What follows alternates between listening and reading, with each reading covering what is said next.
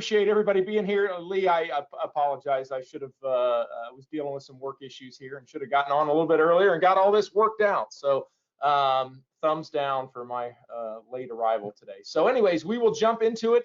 Welcome everybody to today's ISFSI, International Society of Fire Service Instructors, happy hour discussion. We are going to talk about NFPA 1700 today, which is a very exciting topic in the fire service. Not really new because it's been out for a couple of years now, and certainly has been in development for a while before that. But we'll talk a little bit about the document itself, and then of course we will go into the next phase, which is something that Lee can probably provide some more details on, or Seth, or some of the other ISFSI team that's been involved in the development of the 1700 project. I haven't even really had a chance to look. Holy cow, look at this. We got some heavy hitters on here. I see Dan, I see Steve Schaefer, I see Stakes. All right, well, man, I just suddenly got inspired to talk less and listen more. But I'll at least get us started here. For those on here that I don't know, Brad French, I'm a captain in Dayton, Ohio, and been involved in a lot of different ISFSI projects. Had the great opportunity to work with the UL team for the Coordinated Fire Attack Study, and had the chance to sit on the technical committee for NFPA 1700, which is kind of why I got roped into being involved in some of these things. One of the things that I want to say before I forget, and I have to dink just a little bit the ISFSI home office staff for the description of this event. And the reason that I say that is one of the dramatic, I don't know if dramatic is the right words, but one of the things that everybody was all worked up about with 1700 was the fact that it was this new standard on going to tell us how we have to conduct our operations and how we have to operate at fires. And the reality is it's not a standard at all, if you really want to get technical about it, right? When we start to talk about NFPA documents, there's guides and standards and recommended practices, and they have different weights of the language in terms of mandatory language and non-mandatory language. And a lot of people think that NFPA 1700 is a standard. And from a very technical standpoint, that is not correct. It is a guide, the guide for structural firefighting. And so that's an important point. And I hear that in a lot of circles. And so the language in there is more, should, consider, and things like that, and less mandatory shall type of language. So just an important little point there to remember in NFPA land is the difference between terminology pieces. So that's something to keep in mind. So I also should probably give a quick shout out before we dive too far into our partner on these happy hours, which is Fire Department Coffee, right, Lee? So what do we do? We do some special giveaway or something like that? You're going to have to refresh me on that. Yep. So as we get a little closer towards the end, as we're wrapping up, Brad will give you guys some sort of a trivia question, and we'll use the chat feature. And the first one to get it right in the chat feature will win a pound of Fire Department coffee, along with an ISFSI coffee mug to go with it. And we don't judge what you put in your coffee, so enjoy your happy hour. Oh, there you go, Chief Schaefer. Chief Schaefer's rocking a coffee mug there. Well, I won't give you any previews, but I'll just say the answer to today's trivia question is going to be Mrs. O'Leary's cow. So we'll circle back to that one later. So anyways, all right. So we've got a fantastic group. I absolutely love looking at this screen, and it's just subdivided a ton of different times. So let's dive right into it here. I'm going to rely on some of the expertise that I see just looking at some of the little small screens here. And I want to go back as we get into the document itself and the development of 1700. We're going to come back around to where we're going to go forward. And I want to hear a lot from some of the team members that are heavily involved in the development of this ISFSI deliverable on the back end with the project. But I want to talk a little bit about the document first. And probably the best to do that would be Dan. And I hate to put him on the spot like this, but I know that he was involved in all of that from the very inception, back from when Smokey Dyer, the retired chief of KC-Mo, initially put in the letter to the NFPA to get this ball rolling. So Dan, can you give us some historical context? Sure. So as you pointed out, Smokey Dyer, put in the request for it, and he kind of viewed the situation for the fire service, the suppression forces, if you will, the same way that it was occurring for the fire investigators about 30 years ago, where there were a lot of myths, there were a lot of differences in how different departments were doing things that in theory they should have been doing the same way, or at least following the same concepts of why they were doing what they were doing. And so he thought now was a good time to kind of gather information in one place. So the first part of 1700 is, of course, definitions. Even though your department may not use that specific lingo or jargon on the street, just the idea to make sure that when FD&Y says something, or LA County or Boston or Chicago or Des Moines, you name it, uh, Algonquin, Lake in the Hills Fire Department, whoever it is, they kind of have an idea what people are talking about. So they have a shared language. Even though, again, operationally, they may not use it, at least they'll get the concept behind that language. And then the other thing is there was about 20 years of research that had been going on for the fire service. And, you know, if you went to FDIC or you went to a regional training, you might get some of that. If you went to our website and did some digging yourself, you'd get it, or to NIST's website or whoever. But the idea was to, you know, kind of get it all in one place and codify it a little bit to give everybody a base level of understanding. Another piece of that was there are hundreds of NFPA standards that impact the fire service with regard to equipment, tools, PPE, you name it. Even operationally in terms of safety, there's going to be a new standard on decontamination, things like that.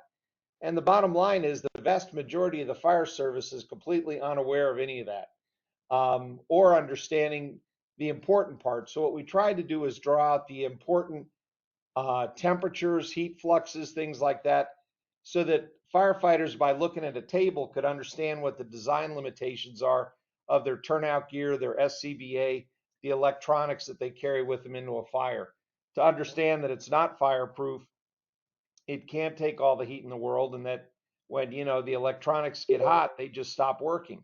So how hot is hot kind of thing, and trying to, you know, put that perception in.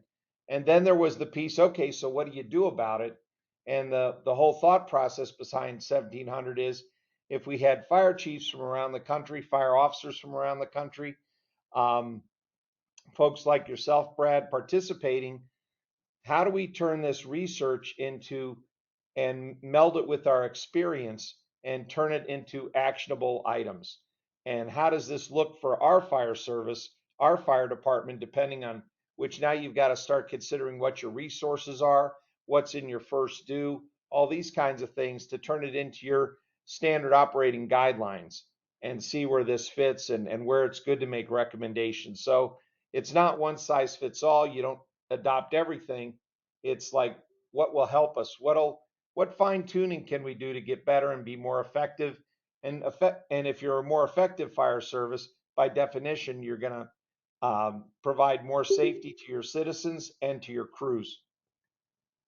Yeah, it seemed, I was really impressed with that process in the fact that it was really the consolidation of information, and certainly, I mean, you know, we'd have a manual as tall as I am if we put everything in the same spot, but it did serve as a good consolidation of a lot of different pieces of research and different kind of arms of all of those different processes that had been going on for for a couple of decades, as Dan had mentioned. And the other cool thing about that 1700 development, and this, you know, happens with a lot of NFPA standards, they try to get a cross section of the fire service and different players involved, different size departments, different areas of the country.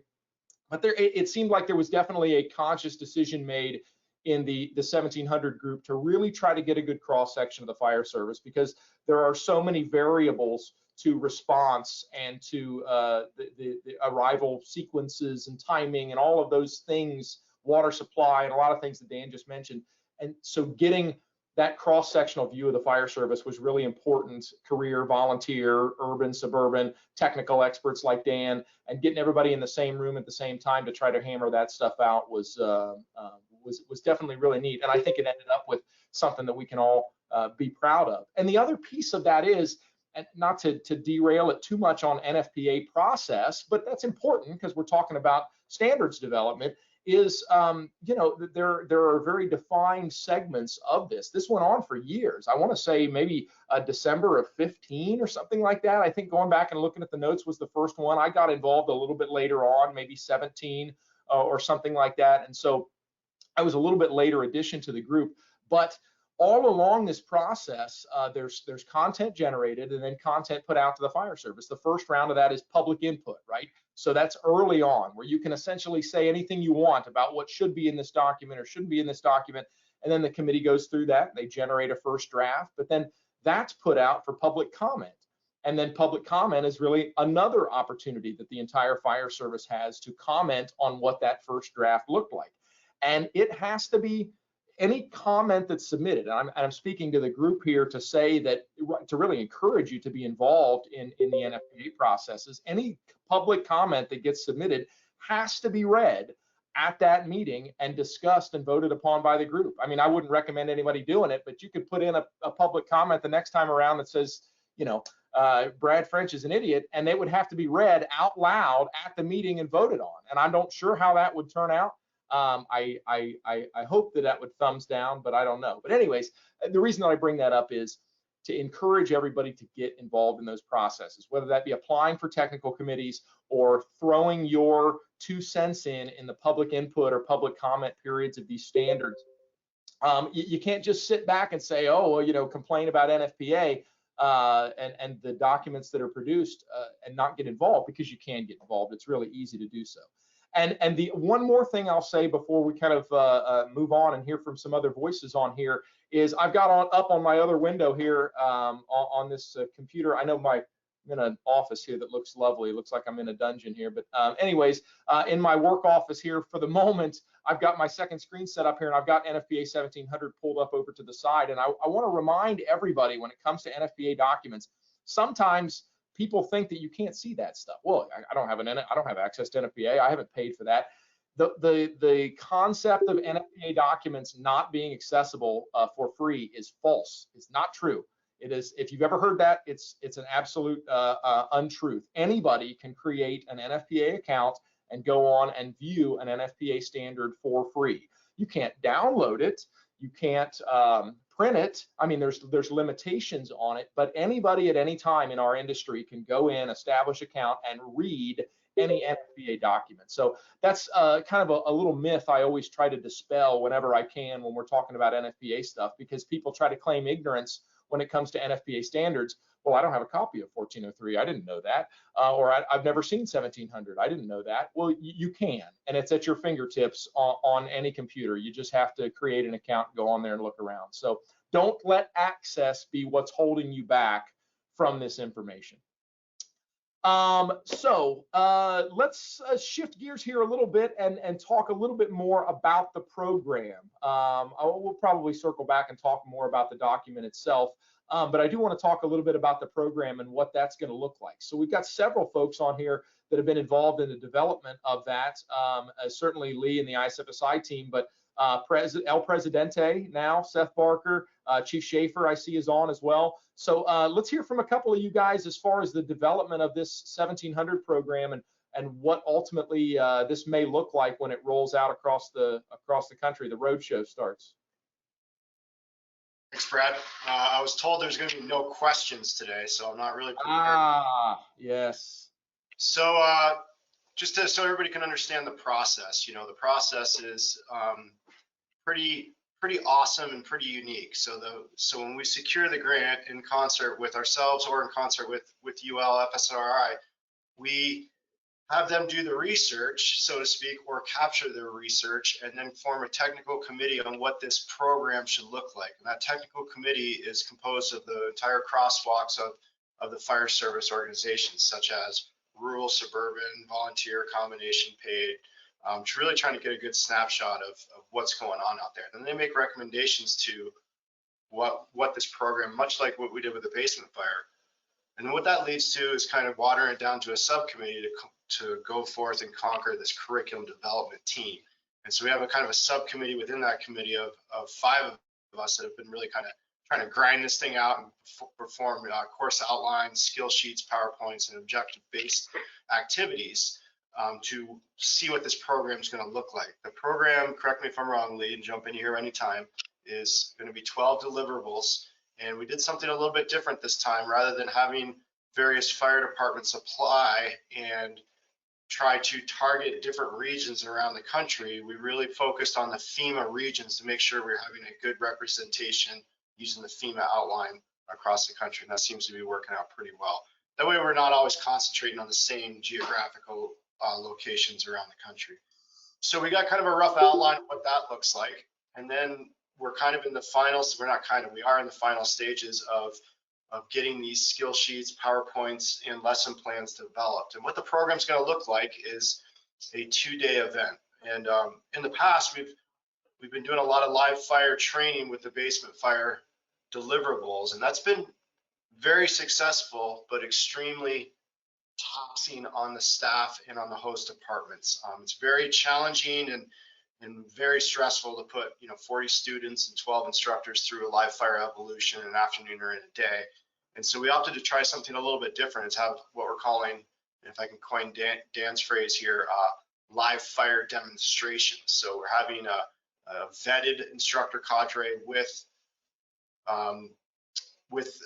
the host department that also is vetted, and we're being very safe with our 1403 compliant live fire burns and showing what these tactical evolutions are going to look like with our live fire events that are accumulating towards the end of the second day. So we're trying to really capture all of the chapters within the document of 1700. And I just want to emphasize that this class is being called Implementing 1700, not necessarily a guide for structural firefighting, but trying to implement it with your own fire department. So we're going to demonstrate what right looks like, what best practice out there based on UL research, and put that into strategies and tactics in this 2-day lab, if you will. And then that host fire department and participants can bring that back to their agencies and implement what works for them, because obviously what works for, let's say, Boston Fire doesn't necessarily work for Big Sky Fire. So we want to try to capture what we can to make everyone safer and everyone goes home. Kaz, you got anything to add? Yeah, I would just want to say a key component of this is going to be the online class, which was a part of the grant. We have an amazing relationship with FSRI, who we worked with in the development of the Understanding Fighting Basement Fire program, which has now taught over 30,000 some odd firefighters in the completion of that program in the first 2 years of its existence. That class is going to launch live, free of charge, thanks in great kindness to the grant, on June 28th. So we will be sending out a press release on June 28th in conjunction with FSRI and getting that program out there. So that online class, please share it with those in your networks, and that's phase 1 of this. Kaz? Basically what this does is it builds off everything ISFSI has done. From principles of modern fire attack to the basement fires, now to 1700. We've packaged it all together. One of the best takeaways, I think, from the program is something that was developed in the basement program and now has been transitioned over to 1700. And that's something we've affectionately coined the Marquette posters. And Jesse is on, but those takeaways are definitely things that you can take back to your department today and present them. And I think that's what we want out of this. We want the train the trainer type aspect, and what Jesse has been able to capture in those posters is just fantastic. So just a little shout out to him. Thanks, Kaz. Yeah, so what the actual programs, and this is, of course, subject to change until we get, boots on the ground and actually get our fingers in it. But it's a 2-day deliverable, and we're trying to capture all of the current UL studies in the morning lecture and get everybody on the same page with talking about the UL studies, the fire dynamics lecture, and fire dynamics within the structure. So the class will kind of kick off in the morning of the first day with that. We are going to strongly suggest that all the students go through the safety series on the UL FSRI site prior to coming, so this isn't all brand new stuff. But what we found in the past is that, students either, one, get stressed out that they didn't do the pre-course work, or didn't do it, and it just caused added angst. So if they want to learn more about it prior to class or after class, we're going to give that available to them to do these online courses as well. And then we're going to go right into the live demonstration, which is that fire dynamics lab, which was stolen right from Dan, and it's been hugely successful with these basement fire deliveries of actually getting the students' hands on these things in the lab and talking about fire dynamics and showing real life examples. Then we're going to move into the building construction and structural considerations chapter in NFPA 1700, demonstrating floor collapse and structural stability. We were originally going to go with the old NIST prop of our host agency, supplying that with the 3 firefighters. I believe it was in Phoenix, right, Dan, where the 3 firefighters were on the floor and then we light a fire underneath and show the collapse.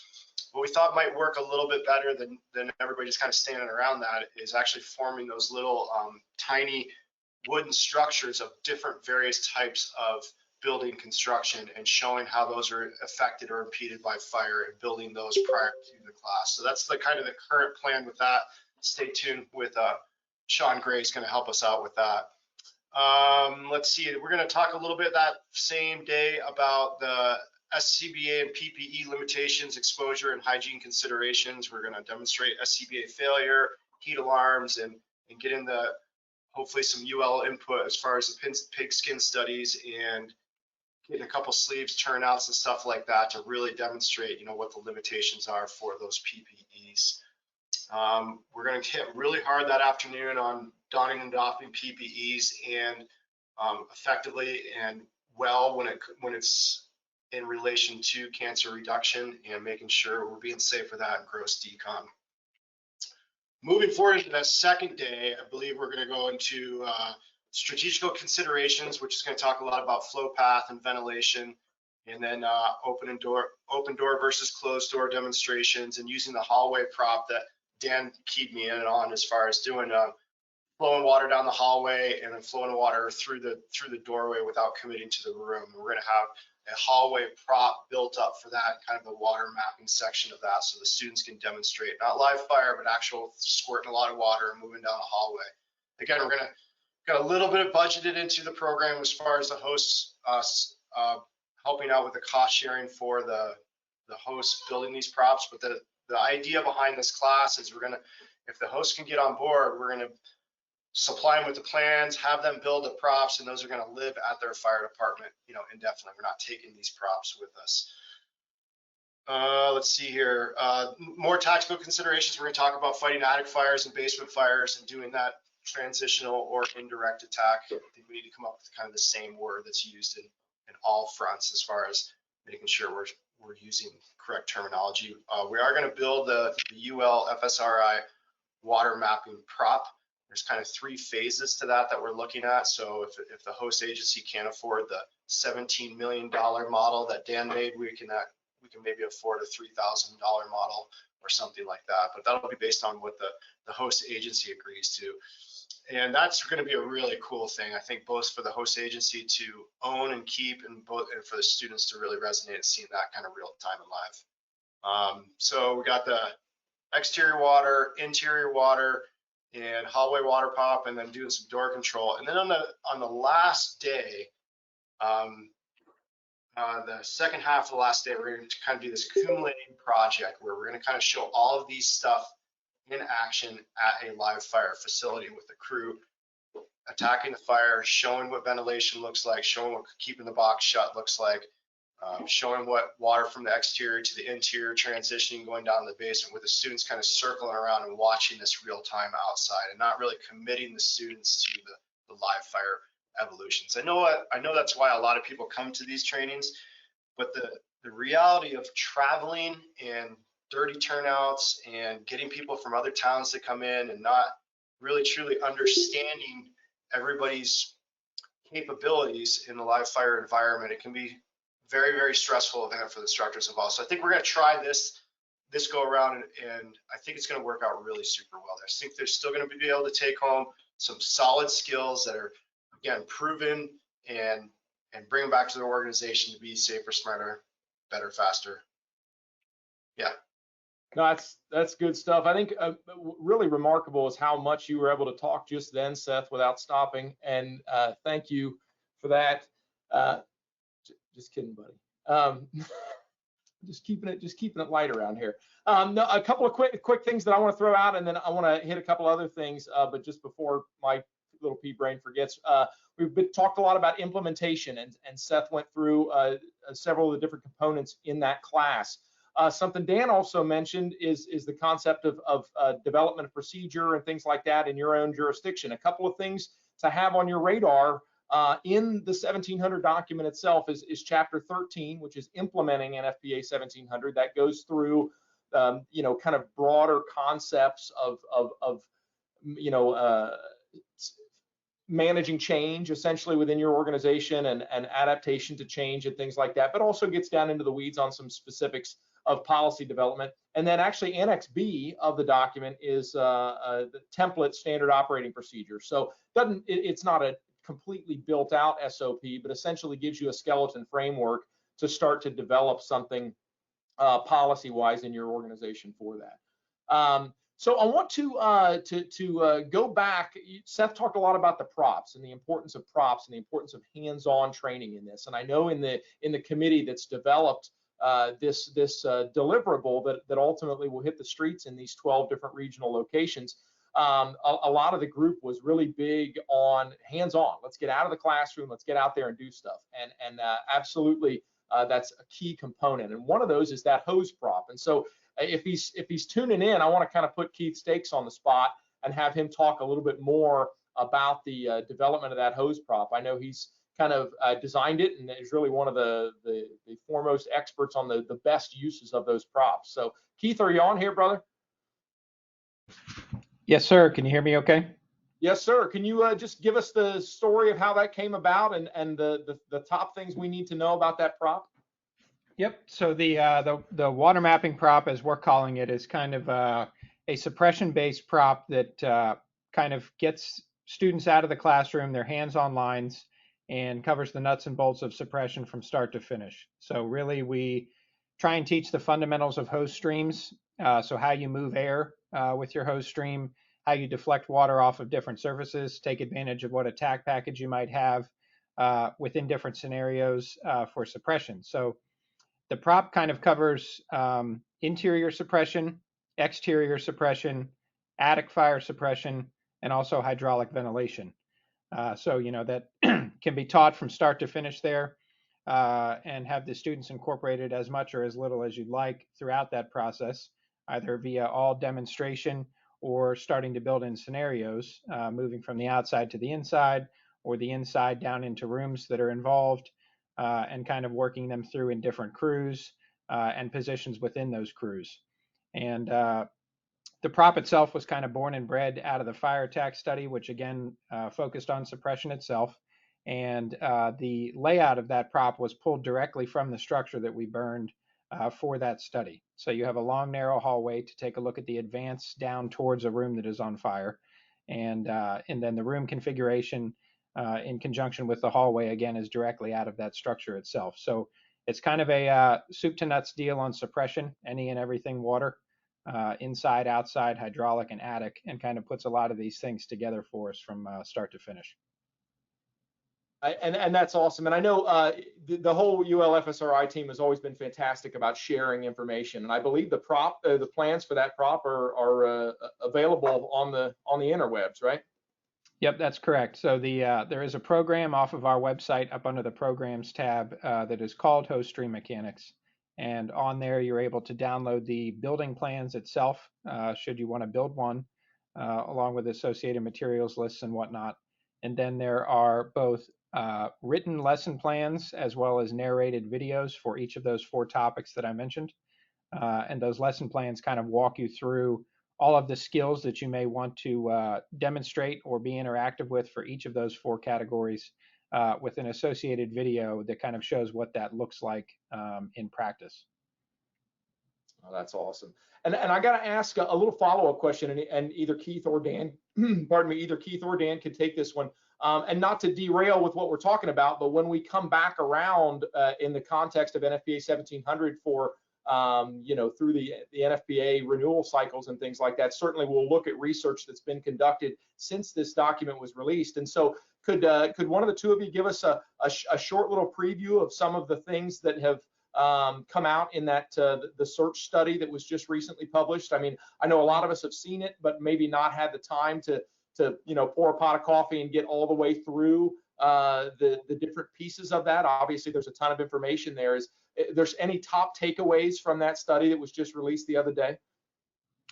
I think kind of the I'll take a first stab. I think kind of the short and sweet for that is that isolation is your friend up to and during suppression. And as soon as suppression is underway, or you start to have a better grasp on fire control, that then de-isolation, if you will, and ventilation is your friend. So prior to and during suppression, getting all of the spaces isolated while you're searching. If those spaces are then isolated, go ahead and vent them. So not necessarily going back to venting as you go, but if you are isolated, certainly vent as you go. And then that way, once the fire is knocked down, all you have to do is go back through and open up the spaces that are isolated. They're already vented to the exterior and likely mostly clear at that point. And with the fact that you then have ventilation openings local to where all of those rooms are, where you may have potential occupants, as soon as you then enact forced ventilation, either via hydraulic or positive pressure, you're immediately taking effect in having fresh air drawn into those compartments. So isolation and ventilation prior to and during fire control, again, both of those being held with one another, not ventilation without isolation. And then as soon as that fire is beginning to be darkened down, you want ventilation. You know, the kind of the adage that came out of the coordinated attack study was that suppression stops things from getting worse and basically stops the problem from getting out of hand. However, you need ventilation to make things better. And, you know, obviously, as far as victim removal goes, low and fast is your friend. Understood. Well, I'm sure we're all going to take some time to look at that. And if somebody has a chance and can dump the direct link to that into the chat box, that would be great as well. Dan, anything you want to add on to the to search and rescue, or anything in particular? I mean, for 1700, the input time kind of stopped probably around 2018, 2019 time frame, even though it wasn't issued until 2021. So it doesn't include anything from our coordinated attack studies either, which included single family homes, multiple dwelling units or garden apartments, and also introduction into strip malls. And so some of the fire dynamics we saw from strip malls just in the fire development itself has us doing some additional research now to better understand some of those pressure differences and buildups that resulted in fire incidents like we saw on Boyd Street in LA City, where the flames were blowing out of the warehouse for about 30 seconds, and Alpha Lanes in Troy, New York, a similar phenomena. So these big volumes with relatively small openings can do some interesting things if they have enough air inside to allow them to flash over before running out of air and requiring more air from those inlets. So we're trying to get some better understanding of that as well before the next cycle. There's always going to be, there's never, you know, and I think I've talked with several of you on this about this before, you know, there's never going to be a silver bullet, right? There's never going to be one study or one thing that comes out. It's just like, well, we can stop now. And that's just not how this works, right? There's always going to be more stuff to add. And FSRI has always stepped up to the plate and keeps hitting home runs with great research for the fire service. Every time there's you know, the question of what's next comes up, they're always right there to meet that challenge, and that's pretty awesome. I want to okay, yeah, absolutely. Lisa's used the chat feature to ask your question. So let's see, I suppose we're down towards the bottom of the hour here. I suppose we should do some type of trivia and see who's going to get some coffee. Let's see. What can I come up with on short notice? How about the first person? Now you're gonna have to drop these into the chat so not everybody yells at the same time, because we'll never be able to figure out who yelled. So the first person that can drop into the chat out there. What's that? Oh, never mind. Somebody came off of mute. The first person that can drop into the chat the name. Thank you, Dan, for that. The name associated with the indicator used to line up male and female couplings. Ah, is that Tony Carroll? Looks like Tony Carroll is the winner of some fire department coffee today. Tony Carroll, you cannot win. You're a board member, so the real Ah, winner is going to be okay, Ron in that case, McKnight. Tony's fired from winning, and Ron McKnight is now the winner of some fire department coffee. Congratulations, Ron. Sorry about your luck, Wow. Tony. Thank you for all of your contributions to the ISFSI, but coffee is not included. Anyways, all right, that's good stuff. I want to hear a little bit from Chief Steve Schaefer as well. He's had a lot of contributions to the development of the program, and I want to pick Chief Schaefer's brain for how NFPA 1700 has a home in a large urban environment, and also your thoughts on the development of this deliverable for ISFSI, Chief. Well, you described me as a heavy hitter, which I certainly would never call myself. Certainly anybody who's seen me on the softball field would never say so. So in terms of your first question, we've tried to break it into small chunks because there was a lot of resistance. And we're calling it fire dynamics based on the FSRI boot camps, but they're really 1700. I mean, it's all kind of the same material, and a lot of it is based on that research. So we broke it into small chunks. The first one was just sort of flow paths and the concept of door control and controlling the ventilation. Our second, which is coming up later this summer, is water mapping and exterior water. And the exterior water, I think, is going to, that's something that is going to be a hard sell for a lot of our guys, especially the older guys. Putting water on a structure where you haven't declared a defensive surround and drown is still not really seen as an offensive strategy. But I think, and I just want to touch on it, that water mapping prop is excellent. Dan Sheridan from FDNY did a presentation at FDIC this year. He basically boiled down the boot camps and did it in bullet point highlights for a 4-hour presentation. And part of that, he came up to Boston. He asked if he could come up here and do a dry run. We said sure. And so he was up in April or March. And his presentation, he had slides and some videos, and he got the most response and most questions on that prop. FDNY built one, and they did it in a remote tactical training. They went over, basically stream management and air entrainment, and everybody who saw that was impressed. And that was just a video of them doing it. I think that, my involvement really was just sort of consulting. I was one of the ones who screamed hands on, hands on, hands on, get them out of the classroom, because I'm fortunate enough to be one of the adjunct instructors at the boot camp, so I participated in a few. And I always watch for when Dan goes over QDOT, which is heat transfer rate. There's a bunch of formulas, and the eyes start to roll back on the guys' heads because it's a little much for most of them. But I understand why you want to build a solid foundation of the understanding the science before you go out and do the hands-on. But I think that you can get bits and pieces of that while they're actually gearing up to do something.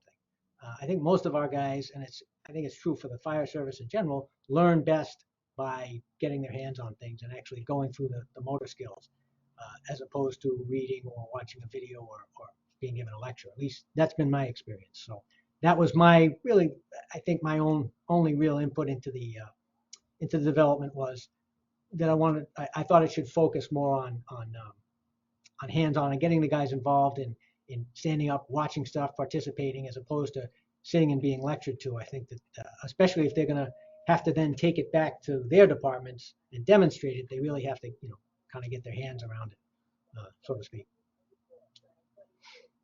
I appreciate it, Chief. So we're about 2/3 of the way through here. So I want to pause here for just a minute and kind of toss it out to the group. We have, this is a cool opportunity. I mean, there's a literal brain trust of fire knowledge on this happy hour right now. I saw Eddie B on here as well. We got the FSRI team. We got all kinds of folks to pick their brain on here. So I'll throw it out to the group. What questions do you have for some of these guys, whether it be NFPA 1700 or just fire research in general? This is your chance to bounce some questions off of some of the straight from the source type of folks that we've got on this call. If there's nothing, I've always got questions. All right, well, I'll toss one out there then and see if I can get us going. Give me, Dan, I'm going to kick this first one to you. What are some of the top misconceptions about fire dynamics that you think are still lingering out there? What are some things that maybe we've made progress on, and some things that that the fire service still seems to be lagging a little bit, that the research is saying, hey, we need to head in this direction? I think we made some progress on the realization that polyurethane foam burns a lot differently than wood and cotton does. So I think there's a good realization there. I think there's still a misconception about fires in a box, fires in a compartment, that if you have a, let's say, fully developed fire, if you will, smoke pouring out of it, flames pouring out of it, that the entire volume of the box is full of fire and that's all there can be. And that if you make more holes in the box, whether by taking windows or opening up the roof, that conditions will improve. And that could not be further from the truth. If you have a ventilation limited fire and you add ventilation, the heat release rate is going to go up, the amount of toxic gas generation is going to go up. It's not good for anybody unless the goal is to burn the building down faster. And so I think this idea that the fire is a chemical reaction and that by you controlling the air to it can make it bigger, make that reaction bigger. I still think there's some misunderstandings on that are pretty widespread, because we're doing some near miss studies and some other things, and the officers are basically telling their folks, oh, you're hot, just stay there, they're going to vent and it's going to get better. And then it doesn't and they get burnt. And there seems to be some hesitancy to flow water early as well. So those are, I think, the two big points that to work on. And I think that the prop that Keith has designed and developed will certainly help with the idea of getting people more comfortable with opening the bale and letting water flow and moving in while it's flowing, and being more effective at fighting fire. I've always noticed that. Yeah, go ahead. Yeah, Tony, go for it. So I have a question, and I think from what I've learned with you guys is I think the tough part is like when do you open the nozzle, right? At what point when we're making the front door, when do I open, right? Because I know we say, right, don't put water on smoke. I'm on, right? But where is that spot, that sweet spot where I'm gonna open that thing up and start flowing water down these people's hallway, and I don't know what kind of fire is at the other end. So I think that might be a tough question, or a question that needs dialed in if you can. Yeah, Tony, I think that's a valid point. The way we kind of talk around that now at the moment is once you have an identification of where that fire is within the structure and you know your path of travel from there to the fire, if you will, whether it's through the tick or your visual cues, that if it's lights out and you know where you're going, your bail should be open. And we kind of talk about it around the sense of two examples, right? One being heat saturation within your gear, right? So if you're feeling hot, your gear is saturated and therefore you should flow water and keep things cool. And then secondly, if you use the wildland example, if you're going to go out and put out a spot fire, you want to wet the light flashy fuels along your path of travel, right? So the same thing should be applied in the interior of a building, such that if you are passing through spaces, if they are wet, they are going to take a lot longer than to heat up, evaporate that moisture off, and become a problem for you if things go south somewhere inside the building. I agree with you that that's certainly a question is, all right, we get it, the bail should be open, but when? Right? Not just because it's lights out doesn't necessarily mean we need to be flowing water. But the way we kind of talk about it now in what we know is that once you have a path of travel relatively defined, like I know I am working towards the BC corner of the building, that I'm going to get that bail open and start to work through those compartments, right? And it doesn't need to be open 100% of the time. If you come to a threshold or have to manage, pinch points or what have you throughout the process, go ahead and do so. But the end goal being, right, not a black and white answer, but bail open is better than bail closed. Dennis as well as I do. He has that thing of a closed bail flows no water, right? So while your bail is closed, you're not doing anything to mitigate the incident, if you will. Yeah, I think that's I know that there's no, like, I know, Brad, you mentioned earlier silver bullet. While there is, water is a silver bullet, but it's like, when do I start it? So thank you. Absolutely, that's great discussion. And I guess just to rephrase maybe what I said earlier, I get my reference to silver bullet was as more so like one particular study, right? Like everybody was, when some of the earlier studies came out, where then when the stream study was coming around, the interior exterior stream study, everybody's like, oh, this is it. This is the end of it. This is going to be the one. And yeah, it's great information in there, but there's always going to be more, and then there's always going to be more, and there's always going to be more after that. So. But no, I totally agree. Yes, water ultimately is the silver bullet. To quote my good buddy Forrest Reeder, water good, air bad.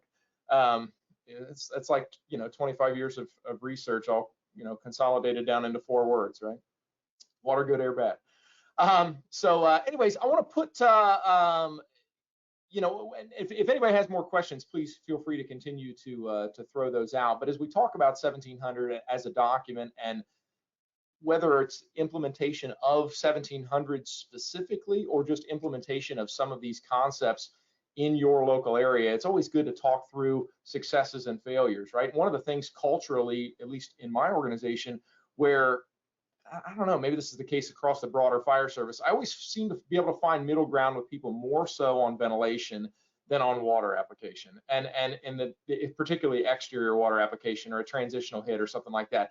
My folks all day long are can understand and get on board with and are getting better with the concept of door control and not popping it open and then masking up on the front porch while it's breathing the whole time through the open front door, and doing better job of kind of keeping the box tight until it's time to go.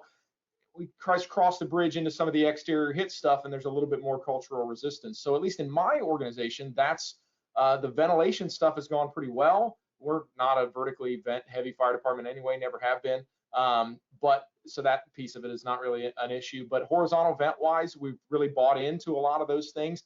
We're a little bit slower on the water. So I'm curious as to what it is other places. What have you noticed your folks signing on to and being accepting of, and where do you seem to find a little bit more resistance? What do you think, Caleb? I'm gonna put you on the spot, bud. Sorry, I had to find the unmute button. No, Northern Colorado has just been traditionally pretty with the research and with the times. I guess is the best way to say it. Not a lot of resistance to it. The biggest problem would be like flowing water into the smoke. People are pretty hesitant to do that. And again, what I was saying to Chief Carroll, just how to apply that. I couldn't think of how to ask that question, so I'm really glad he did. So let's get and Dan, maybe you're the best for this one. 1700 wise, and I'd have to get in here and read a little bit myself. What are some of the hose stream pieces and the water application pieces that ended up making it into 1700? Can you speak to that off the top of your head without? I'd probably have to look some stuff up here. Well, I guess keep in mind that 1700 is the first edition. And so I'd say we're pretty strong through fire dynamics, pretty strong through the standards, pretty strong on the chapters for decon and strategies. I would say the air and water chapter still needs some work. So it's a little behind the times in some of the stuff that it says, but generally, the big titles are there about exterior fire control, flow and water to advance the hose line, till you can get to a point to do interior fire suppression. So it's got the big concepts there, but there's still some misunderstandings there with this idea of pulsing water or cooling smoke or things like that. That stuff was theory. That stuff has been, has never been proven. And in fact, there's just a study that was released by the Netherlands. So Keith refers to it as wall sealing, wall sweeping back and forth as you're advancing down the hose line. And so the Netherlands study refers to that as the arc method. They tested that versus the penciling or the high pressure fog pulsing and found the arc method to be much more effective at cooling in front and behind the crew, and much more effective at impacting a fire remote as you're making advance to the fire. So again, it confirms our results from a couple of years ago. So that stuff has not gotten into 1700 yet, but it certainly will be in the next cycle.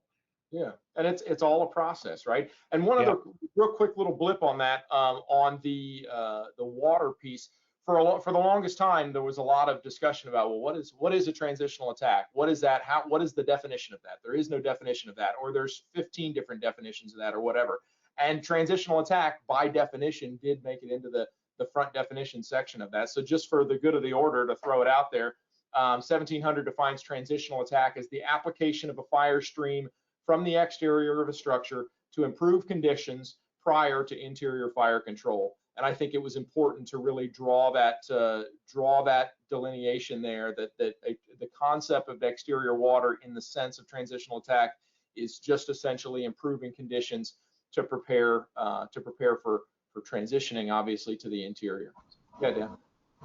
And I think one of the big things that 1700 does was they also redefined an offensive strategy, or perhaps improved the definition of offensive strategy and defensive strategy, because the fire service as a whole kind of took it as, if I'm outside, I'm defensive. If I'm inside, I'm offensive. And they defined it as, well, what is your plan? What is your intent? If your intent is to go interior and search and rescue and suppress the fire, then that's an offensive strategy. And that offensive strategy might be composed of tactics that include exterior fire control prior to making entry. So you're really not having to switch strategies to perform that tactic and keep moving. And I thought that was a very important point. Similarly, for defensive strategy, given the size of buildings and different kinds of structures, you potentially could be in the fire building protecting exposures and be in a defensive posture. So there's a lot of good definition work in there, and the work on tactics that the chiefs put together for different kinds of structures, different kinds of occupancies, I think is really valuable for people to look at. Hey, Schaefer, go ahead. Oh, it's just one of the things that we're still having trouble with our members in the field, and a lot of the chief officers as well, is there's this concept that you can never put exterior water into a building of any kind while there are members operating in there. And I think, in my own opinion, is that that's a load of bunk. Master streams you got to be careful with, because the stream itself can hurt or kill people in there. But the idea of opposing streams, I think is an overrated fear. And I've seen it work on a couple of times in the field when members were in the building and they were not able to access, in this case, it was an attic or a room off of a common hallway. They opened up from the outside, and my words, took the starch out of it, and then the companies inside were able to make that push. So I think that it's valid, but that's a very tough sell in my area, and I imagine in a lot of the country it would be, because it was taught years ago when I came on, you never had opposing streams, and you never put water from the outside while there were members operating inside. So I'll open that up to the group, to their thoughts, but I think that's one that there's a ton of resistance to, and I think that I've seen it, work with my own eyes. I think that sort of has to be emphasized, that it's a coordinated offensive strategy, can involve water from the exterior. Absolutely agree, Chief. Keith, I'm gonna kick it back over your way. Yes, sir. So I'll touch on Chief Schaefer's comment to begin with. I would agree with that wholeheartedly. I think there's a lot of resistance for whatever reason on, and I won't even say suppression to suppression, interior, exterior, but the fact that if water is flowing from the outside of the building to the inside of the building, that we cannot have crews operating on the inside of the building at the same time. Or even in departments, like down where I am in DC area, where they are totally fine with doing exterior water if that is the called tactic. However, if there is a crew operating on the inside, they're told to go shelter around a corner until the exterior application is taken care of, or get themselves into a protected space until that's taken care of, and then move forward. So I do think there is a lot of resistance or potentially still just questions out there, I guess, about simultaneous operations. And one of the things that we've been able to reinforce with the coordinated project and then also follow up with on search is that any effective water, effective there being the key, right? The right stream choice and application is good water.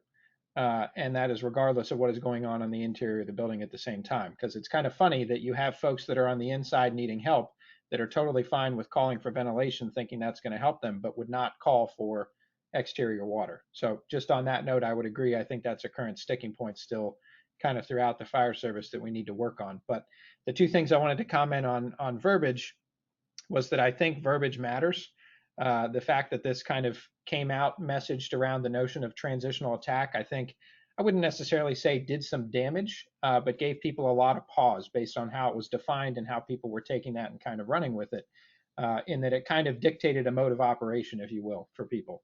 And it kind of diverged from, hey, if you do this, this is what happens, which has been the traditional basis of the research, kind of led folks to say, well, now we're telling you that if you do this, this is then your next move, and kind of forces them into a mode of operation, at least by definition and words. So what we've tried to do through the coordinated project and everything moving forward is take that out of play. If you'll see from the coordinated project moving to today and everything forward, we're not using the word transitional. We're not using transitional attack. That verbiage is not in anything we're doing. If you're on the exterior of the building applying water, you're doing exterior fire control. If you're on the interior, it's interior fire control. What you'll notice throughout the search project is that we rarely say VES other than specifically defining certain scenarios. When we go through and actually talk about how that would get implemented, we purely refer to it as you either initiated the search from a door or you initiated the search from a window.